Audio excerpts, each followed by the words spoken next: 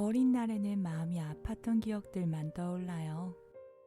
너무도 간절하게 행복을 바라며 기도했던 기억들만 떠올라서 어린 날을 기억해보면 여전히 금방 눈물 짓게 돼요. 미움받는 것에 지쳐서 사랑받기도 포기했던, 삶이 너무 힘들어서 주변을 돌아볼 여유도 없었던 지난날의 고통은 여전히 잊을 수가 없어요. 그래도 그 고통들이 있었기 때문에 지금의 일상을 소중히 할 수 있다고 생각해요. 누군가에게는 아무 의미 없을지도 모를 평범한 오늘이 간절하게 바라고 소망했던 제겐 너무도 소중한 행복이죠. 잘 곳이 없어 찜질방을 전전했을 때가 있었기 때문에 지금의 작은 집도 행복하고 소중한 집이라고 느낄 수 있고, 돈이 없어 한 달 가까이 마실 걸로만 배를 채워봤기 때문에 먹고 싶은 것들을 먹을 수 있는 오늘을 행복하다고 느낄 수 있는 것이 아닐까라는 생각을 해요. 법적으로 봤을 때는 복지의 대상이 아니었고 어떤 도움의 수단도 몰랐기 때문에 혼자 있었던, 그때의 저를 전문용어로 표현하자면 복지 사각지대라고 합니다. 그 당시 저는 누군가의 도움이 간절했어요.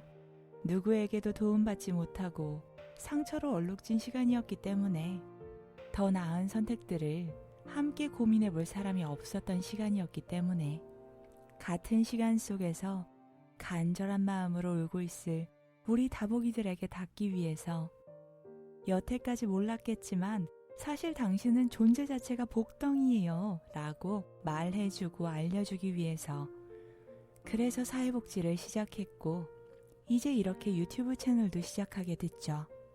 제가 살아온 삶의 단편적인 얘기만 꺼내도 제 동년배들조차 놀랍니다. 어느 시대 사람이냐고. 제가 한 고통 이겨내고 살아왔죠. 뿌듯.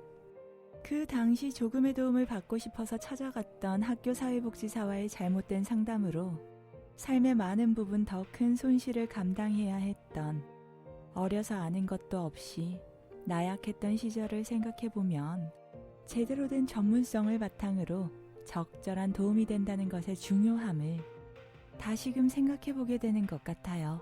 사회복지를 공부하고 계시거나 다른 사람들을 돕고자 하는 마음을 가지고 계시는 분이라면 그 사회복지 서비스 혹은 그 도움 이후에 찾아올지도 모를 그 사람 삶의 고통의 가능성들을 꼭 체크해 보시는 것을 추천드려요.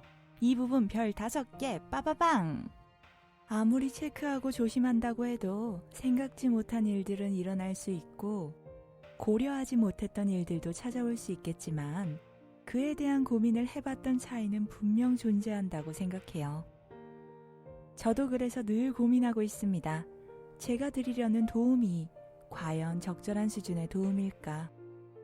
과하지도 부족하지도 않은 필요한 만큼의 도움이 되고 있을까?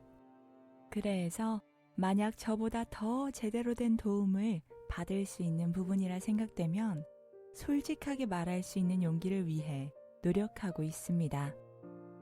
그리고 전문성을 갖춘 제대로 된 개입을 위해서 끊임없이 공부하고 있기도 하죠.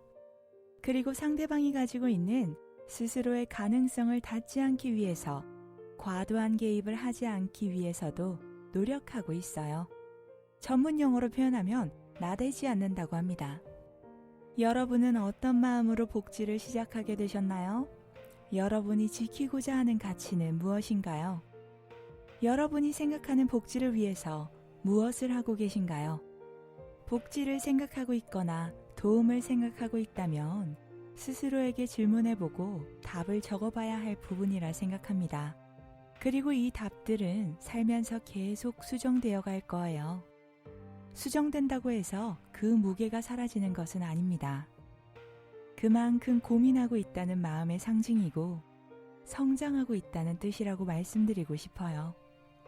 지금까지 고민해 오셨던 만큼 앞으로도 충분히 잘할 수 있다고 말씀드리고 싶어요. 그리고 기억해 주세요.